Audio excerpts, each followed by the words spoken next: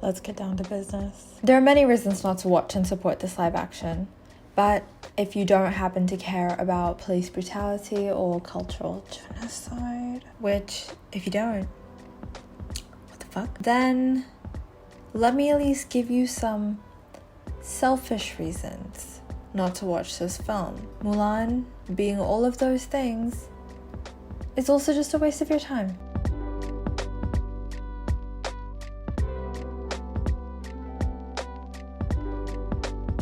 I wasn't really gonna watch this movie until I saw like an equal amount of people raving about it and hating it completely.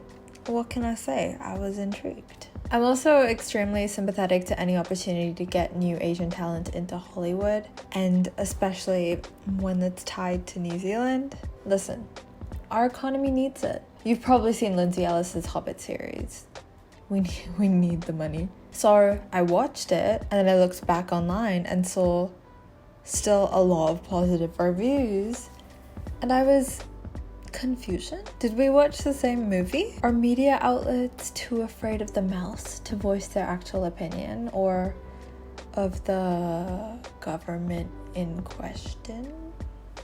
Either way, I'm gonna do a few things. Revisit what made the original Mulan live action in 1998 such a cult classic, and what is making the live action glaringly less so. It is an adaptation, so I kind of have to mention the original. Well, I don't have to, but I want to, and I think it's important to mention the original, especially because the original is so good. Like, it's big footsteps to follow, big boots to step into, big shoes to fill.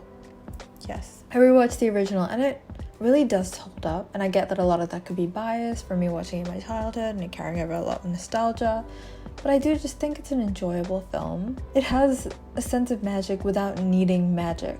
It has heart and is so tonally dynamic and engaging. It's honestly a really good work by Disney in my opinion. In contrast, the live action Mulan, it drops the ball in a lot of places. The original held it up high. Like, originals, balls, here, live action. This metaphor. But Disney, who did you make this movie for? The thing is, right, they made the decision to move a lot of, I guess, the childish aspects of the original. Like, the musical numbers are sassy talking dragon, all in the name of authenticity and realism, which, like, I get it. Vibes or whatever, but they didn't add anything good to replace it. Like, I'll get into it, but it's overall kind of just a boring film. I genuinely don't think kids would sit through this unless they were forced to. I personally wouldn't. I barely did. Like, Ma, turn on the fucking Paw Patrol. I don't know, I wouldn't have time for this as an 8-year-old. I got Blue Clues to solve.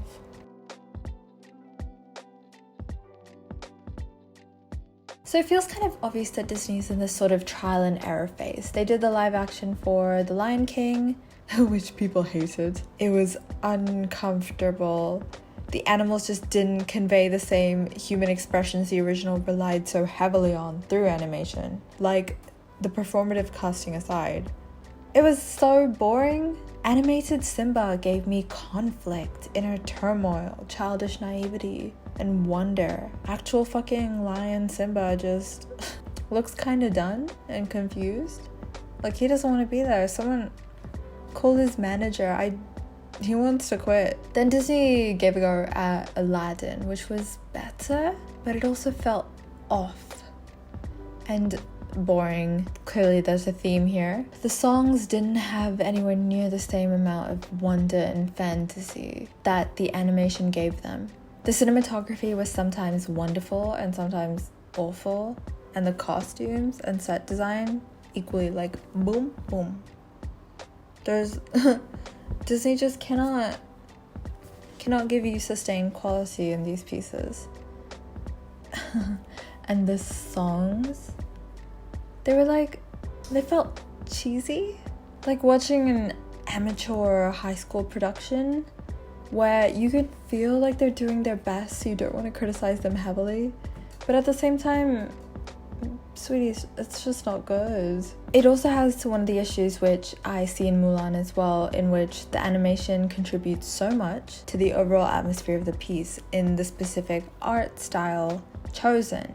And this just leaves a really big gap in the live action adaptations of these two films. Like Mulan, the specific choices of watercolor painting in the backgrounds, the specific choices made in the character design, all of that just adds to the atmosphere and environments and setting of the film, which the live actions just don't seem to make an attempt to replace properly or substitute. They don't make the appropriate effort to substitute. Mulan has much better costume design than Aladdin did, but it's still just kind of lackluster. The piece overall feels a bit hollow. Disney seems to have learned a few lessons. I don't know if they were the right ones, but one, no talking animals, so bye bye Mushu. No cheesy songs, so goodbye a girl worth fighting for. You'll be missed. And the gays are claiming our love interest, so goodbye bye King Li Shang. You lived with honor, you will be missed. So overall, we have a children's film. It's still marketed towards children, with no musical soundtrack, no talking animals, and a very watered down attempt at romance. Watered down relationships in general, honestly, compared to the original, with a heavy focus on realism for our Chinese box office. And authenticity from our screenwriters who worked very hard to read book on China history. Oh yeah, did I mention no Asian screenwriters?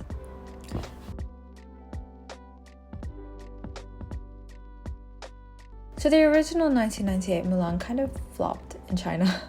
It did brilliantly around the rest of the world, but it was given very limited box office access in China, and also received a lot of criticism from the audience there about being too Western and unfaithful to the original inspiration, The Ballad of Fa Mulan. And in 2020, with China posed as the world's second biggest box office, or potentially the largest, with their swifter recovery compared to the US after current demonetized disease. Like, some theaters here have already opened up. So Disney were going after the big guns. Faithful, China approved live action remake. And so now we have a movie which, for all intents and purposes, kind of just a fanfic of the original, without any of the love for it. Honestly, calling it a fanfic is probably too high of a compliment. It took out a lot of the fun aspects and still marketed towards kids.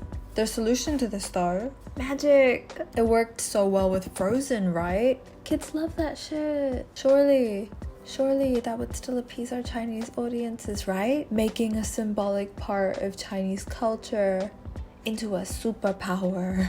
So because it only just released in China on the 11th and it's not out here in Hong Kong, lots of people in China have been pirating this film and already complaining about it, saying, for instance, it's a Western film with a Chinese backdrop.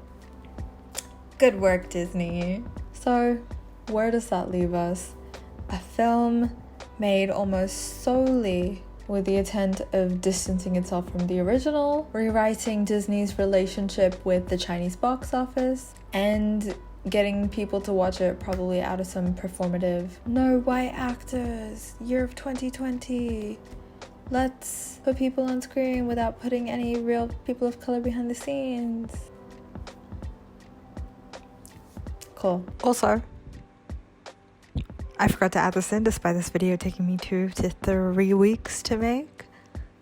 So I'm gonna add it in now with this shitty webcam recording. Don't comment about it. What Disney should have figured out right now, because it's kind of worked for them for every animated release in the past, is that foreign box offices enjoy the American aesthetic. Like, China doesn't want to see a Western interpretation of China. China wants to either see an authentic Chinese tale catered to modern box office, or they want to see an American story. Like, they want to be entertained. They want Disney to make their little animated animals dance for them. That doesn't make sense.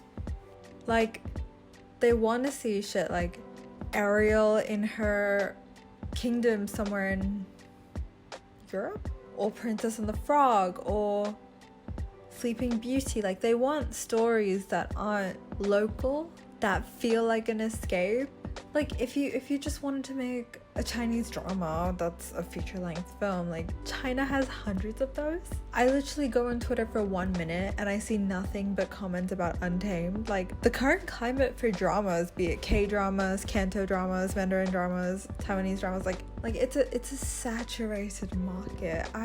I think Disney just had a good thing going with their cute little like American version, and they should have just tried to maybe adapt it for the time or make it more interesting, or even better, not waste money on this at all instead of this.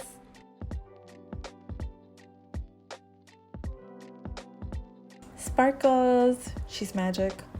Mulan is magic. Fun. The live action chose to use the concept of chi, which is a sort of like life energy flowing through everyone, and the film decides to have it resonate extremely strongly in some individuals in a way that manifests as cool superpowers. For instance, one of the main villains, true neutrals, can turn into a bird, and the emperor can flip rugs with his superpower. They did this for realism. This was, in my opinion, one of their biggest mistakes. I'll mention why in a few minutes.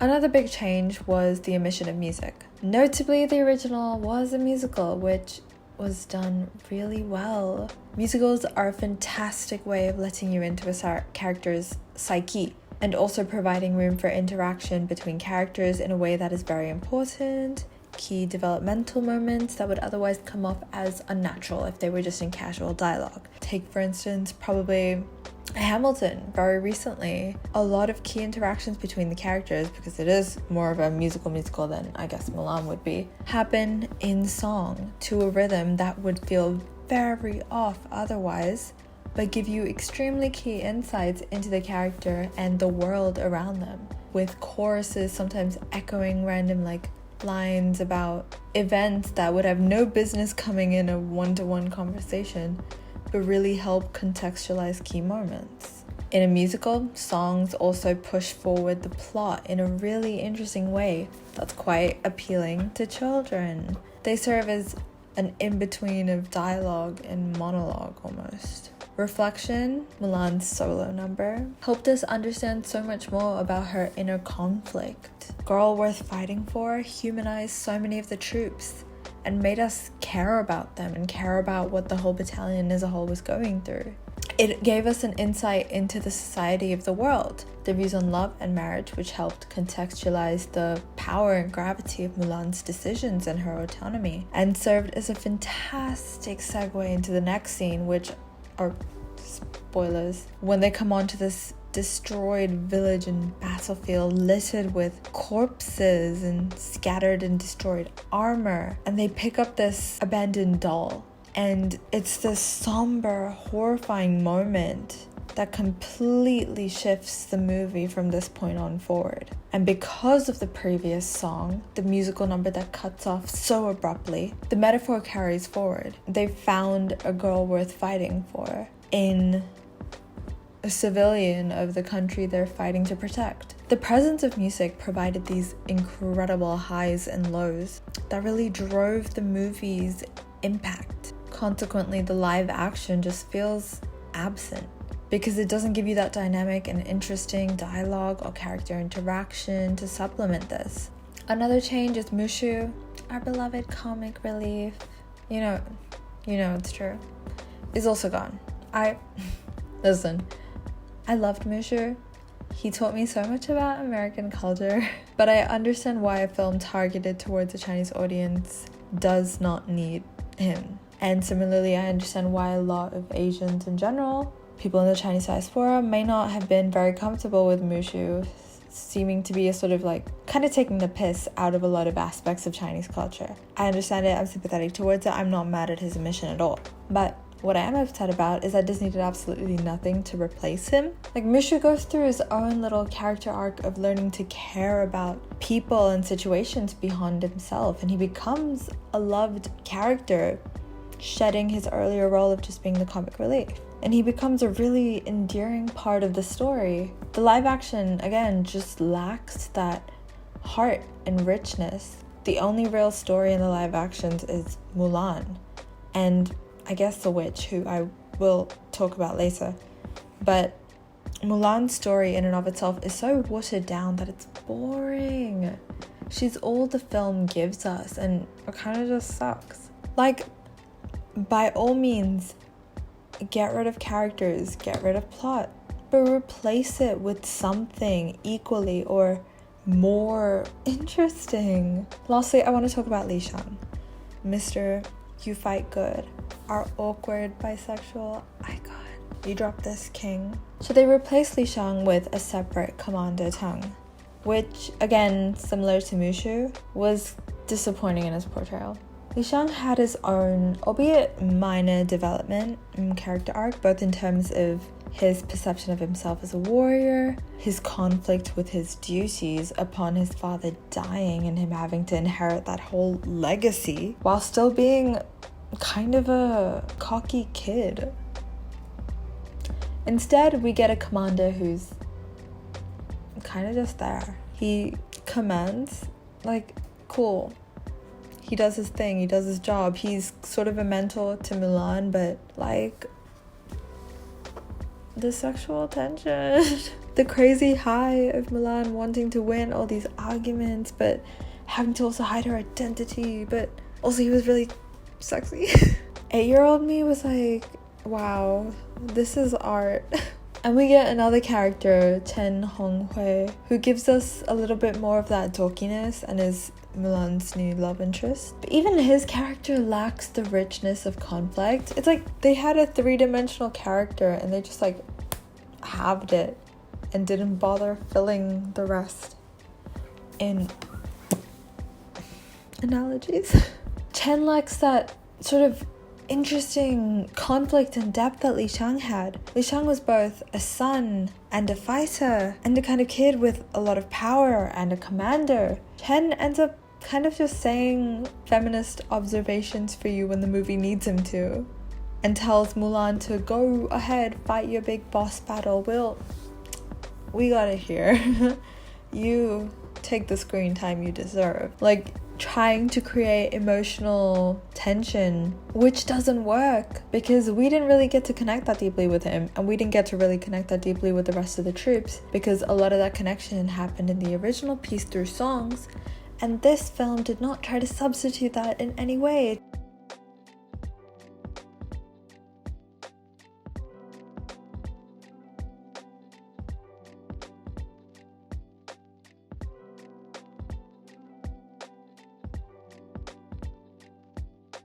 I guess this is my biggest complaint with Mulan, because what made the original Mulan so memorable?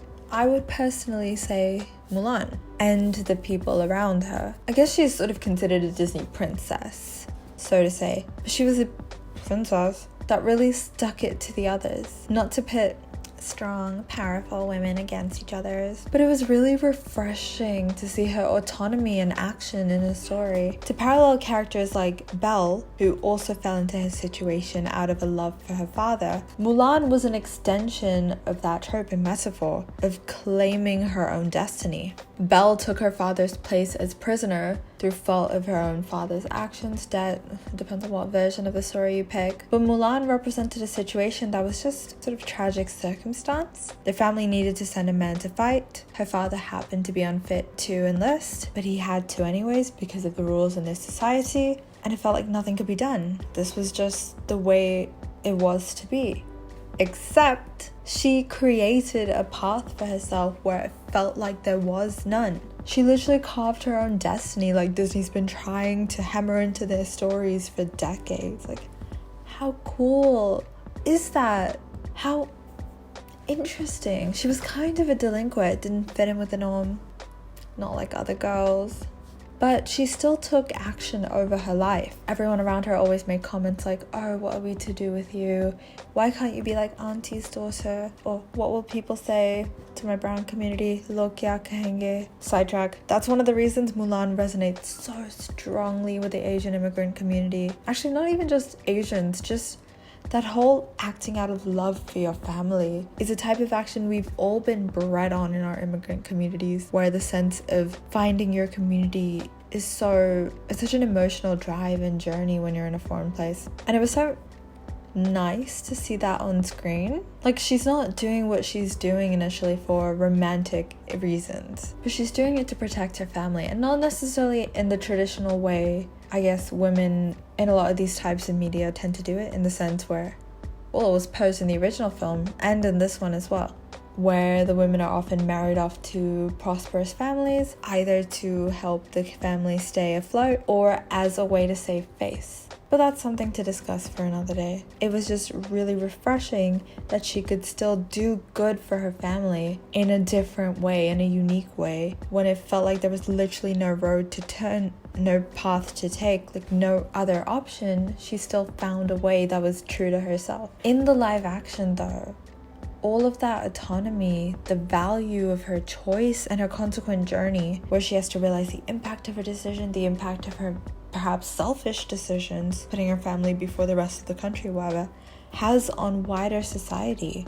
Like, should she have potentially let someone more qualified go? This is a war, not a game. And the original film juxtaposed a lot of that, showed the contrast in scenes like high, fun, entertaining musical numbers that immediately get followed by horrifying, sombering moments of the realities of war. It's a juxtaposition of adolescence, self-importance, and ego and naivety, constantly showed up by the realities of the world. And it's done so artfully that it again drives the impact of the film. It makes it memorable, it makes it resonate. But in the live action, she's born with it. She's magic. Maybe she's born with a superpower to fight really good, or maybe it's Maybelline. Like, who better, I guess, than the girl with magic powers that make her fight really good to go to war? Yeah, makes sense.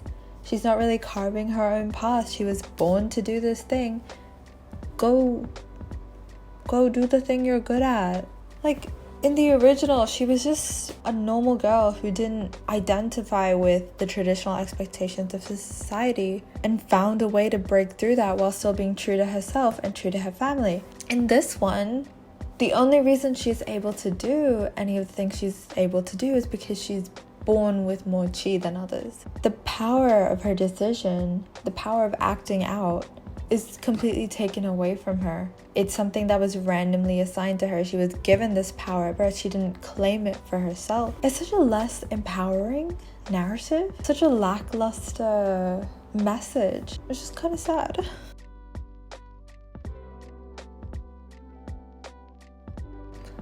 No, I don't know. I don't think so. This feels like a film that did the absolute most to distance itself from the original, instead of trying to just be a good standalone movie. The most interesting part for me was the newly introduced villain, a true neutral, ambiguous character. I love that Disney has discovered nuance in 2020. Congrats. Also, even though they've created a completely new character, a new villain or whatever, ambiguous, true neutral, fucking hell, I don't even know why I called her, she's still queer-coded. I don't know if we're ready for that conversation, so I will link someone else who is ready to make that conversation. A video called Evil Queens by James Somerton, who did a really good look into Disney's past of queer coding villains. Because they do that. They love villainizing and criminalizing queerness. And you know what? Honestly, it just makes the villains way more interesting than your bland-ass protagonists. If you give villains another dimension, a bit of trauma sprinkled in there, a bit of conflict, humor, like, okay, yeah, I'm gonna be thinking way more about them than the protagonist. I'm gonna be thinking about their background, their past, their everything, because they feel like more of a whole character, closer to a person that's resonating more with me than your bland protagonist. But yeah, so this witch, her name is Xianyang. She's been shunned by a society that didn't value chi, or very powerful chi, in women, and that fueled her hatred towards the society. Would have been a really cool story to get more of, like, instead of exploring any of that trauma and more of that, I guess, living as a female in this society, which she's only really valued when it's powerful in men instead of in women, until Mulan came and fought really good. Whatever. Instead of exploring any of that, we just get her as thing bad to thing good after a little bit of stroking Mulan's hair. Honestly, two of them had more tension than Mulan and Chen Honghui, but not more than Mulan and Li Shang. That was beautifully done. Like, she just goes from evil to redeemed and then gets shot. Oh, arrow in the heart. She's dead now, so no need to explore more of her story beyond some of the tension she gave to Mulan, which, yeah, this is a kid's film, but kids can handle a bit of nuance, you know, just as a treat. She dies, arrow, because she's so moved by Mulan's need to save China, I guess, despite, I don't know, her years of being an outcast to the society. It just took Mulan to be like, I want to fight. And then she's like, well, cool. They kind of bond over both being magic, and then her years of trauma just whoosh, like, we don't need to talk about it anymore because we killed her off. And the thing is, if you remove the witch, if you remove Xianyang, there would be nothing there. But then she's so half-baked in her appearance that, oh, this is disappointing. It's like Disney came up with a kind of cool character and then they didn't even commit the whole way. Like, I want to see a powerful lesbian bird witch.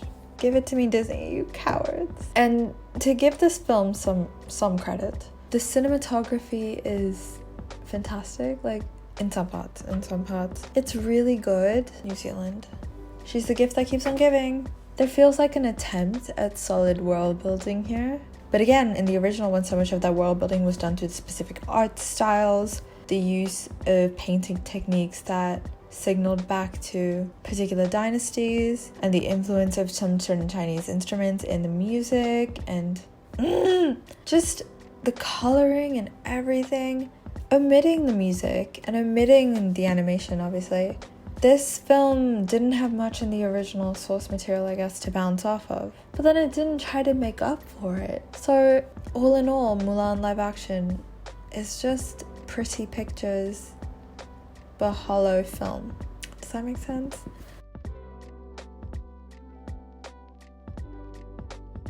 Honestly, don't give it money. You don't need to pay the extra $30. It's boring. Or just do what the Chinese kids did and pirate it. But honestly, it feels like a waste of your time. It felt like a waste of my time. Don't give it your money. Like, if you want a good laugh, watch the original. If you want drama and emotional intensity, watch the original. If you want to learn more about the Ballad of Mulan and Chinese history, watch a documentary, because neither of these are gonna give you that. If you want to learn more about why you shouldn't watch this film, I've linked a lot of sources that go, you know, on actual issues of the cast and production, why you shouldn't give this film your money, because you're supporting bad things that I probably cannot say in this video. Thank you, YouTube. But yeah, don't watch it. Don't give it your money. It was half-assed and really didn't deliver at all. But that seems to be a theme with Disney. Disney, what are you doing? What are you doing? Okay, cool. Thanks. Bye. Like, comment, subscribe. You know, capitalism and whatnot.